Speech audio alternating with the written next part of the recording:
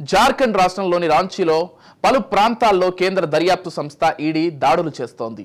ఈ దాడిలో జార్ఖండ్ గ్రామీణాభివృద్ధి శాఖ మంత్రి అలంగీర్ ఆలం వ్యక్తిగత కార్యదర్శి సంజీవ్ లాల్ నుంచి 30 కోట్ల రూపాయలను ఈడీ స్వాధీనం చేసుకుంది. వీరేంద్ర రామ్ కేసులో గృహిణి సంజీవ్ లాల్ నుంచి ఈడీ భారీ మొత్తంలో నగదును స్వాధీనం చేసుకుంది.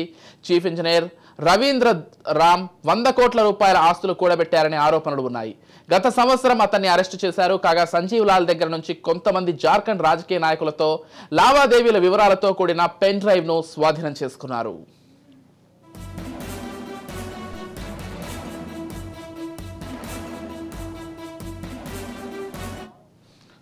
అయితే ఈడీ వర్గాల నుంచి అందిన సమాచారం ప్రకారం సస్పెండ్ అయిన చీఫ్ ఇంజనీర్ వీరేంద్ర రామ్ కు సంబంధించిన కేసులో ఏజెన్సీ దాడులు నిర్వహిస్తోంది. వీరేంద్ర రామ్ కి సన్నిహితులైన వారి ఇళ్లలో కూడా తనిఖీలు చేస్తున్నట్లు సమాచారం. ఇప్పటి వరకు అందిన సమాచారం ప్రకారం రాంచీలోని సెల్ ఐటీ బోడియా రోడ్డులో ఈడీ దాడులు చేసినట్లు తెలుస్తోంది. రాంచీలోని సెయిల్ సిటీలోని రోడ్డు నిర్మాణ విభాగం ఇంజనీర్ వికాస్ కుమార్ నివాసంపై దాడులు కొనసాగుతున్నట్లు సమాచారం.